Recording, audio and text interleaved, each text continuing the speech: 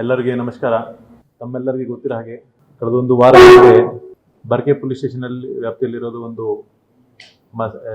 ಸಲೂನಲ್ಲಿ ಕೆಲವು ಅಸಾಮಾಜಿಕ ತತ್ವಗಳು ಅಲ್ಲಿ ದಾಳಿ ಮಾಡಿ ಅಲ್ಲಿ ಒಂದು ಡಕ್ಯಾತಿದು ಪ್ರಯತ್ನ ಮಾಡಿದ್ರು.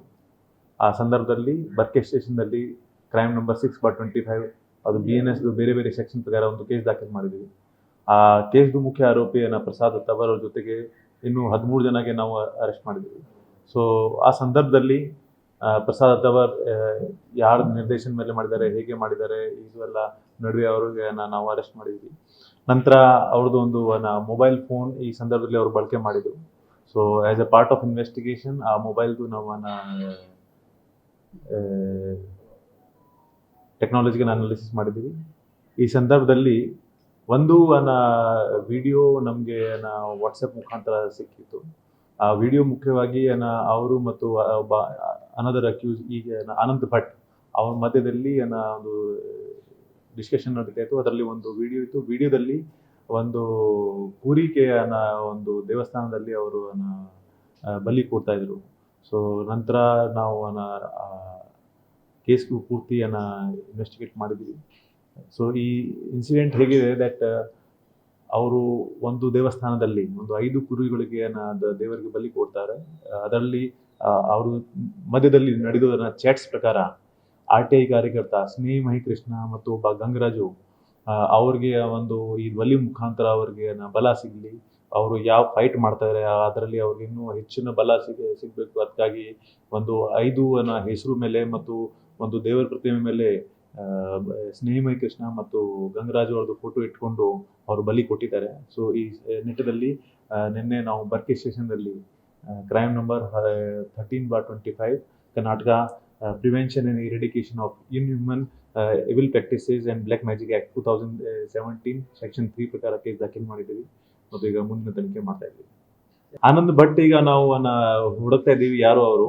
ಸೊ ಮೇ ಬಿ ಅವ್ರದ್ದು ಸ್ನೇಹಿತರು ಇರ್ಬೋದು ಅಥವಾ ಭಟ್ರು ಯಾರು ಪ್ರೀಸ್ಟ್ ಇರ್ಬೋದು. ಬಟ್ ಈಗ ಅವ್ರಿಗೆ ನಾವು ಅರೆಸ್ಟ್ ಆದ ನಂತರ ಅವ್ರ ಬಗ್ಗೆ ನಮಗೆ ಹೆಚ್ಚಿನ ಮಾಹಿತಿ ಸಿಗ್ತದೆ. ಇನ್ನು ನಮಗೆ ಸ್ಪಷ್ಟ ಇಲ್ಲ, ಯಾಕಂದ್ರೆ ಅದರಲ್ಲಿ ಇನ್ನು ಎಕ್ಸಾಕ್ಟ್ ಲೊಕೇಶನ್ ನಮಗೆ ಸಿಗ್ಲಿಲ್ಲ. ಇದು ಡ್ಯೂರಿಂಗ್ ದ ಕೋರ್ಸ್ ಇನ್ವೆಸ್ಟಿಗೇಷನ್ ಗೊತ್ತಾಗ್ತದೆ. ಪ್ರಾರಂಭಿಕ ಮಾಹಿತಿ ಪ್ರಕಾರ ಇದು ಎಲ್ಲ ಅವರು ಈ ಸ್ನೇಹಿಮಯ ಕೃಷ್ಣ ಮತ್ತು ಗಂಗರಾಜುಗೋಸ್ಕರ ಮಾಡಿದ್ರು ಆಸ್ ಪರ್ ಬುದ್ಧ ಅಕ್ಯೂಸ್ ಚಾಟ್ ಪ್ರಕಾರ. ಮುಂದಿನ ನಾವು ಈಗ ತನಿಖೆಯಲ್ಲಿ ಇನ್ನು ಡೀಟೇಲ್ಸ್ ತರ್ತೇವೆ.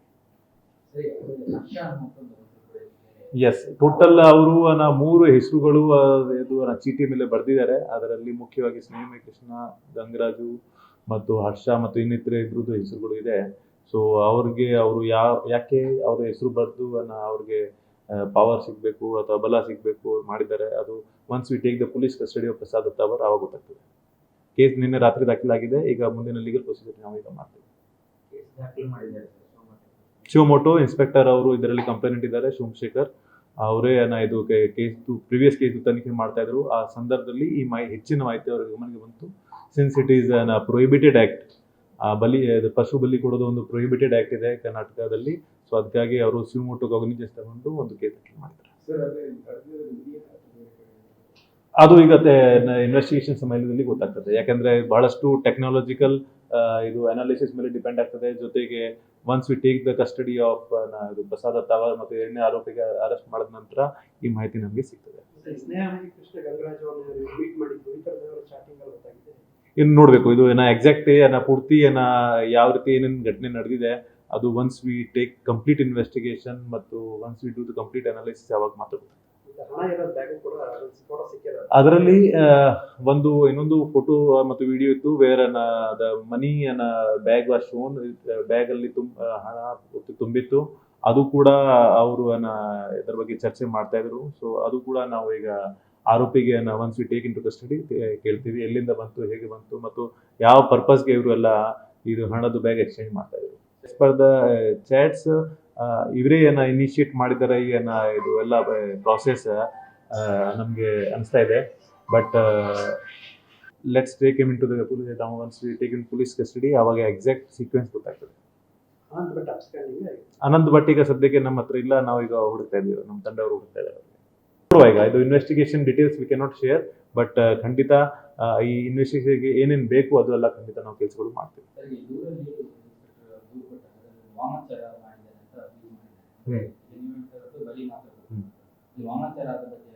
ನೋಡಬೇಕು, ನಾನು ಈಗ ಸ್ವತಃ ಇದು ವಿಡಿಯೋ ನೋಡಿಲ್ಲ. ಈಗ ರಾತ್ರಿ ಇನ್ಸಿಡೆಂಟ್ ದಾಖಲಾಗಿದೆ. ಈಗ since is part of investigation, ಆ ವಿಡಿಯೋಸ್ ಎಲ್ಲ ತರಿಸಿ ಈಗ ನಾವು ಚೆಕ್ ಮಾಡ್ತೀವಿ and will take further action. ಧನ್ಯವಾದಗಳು.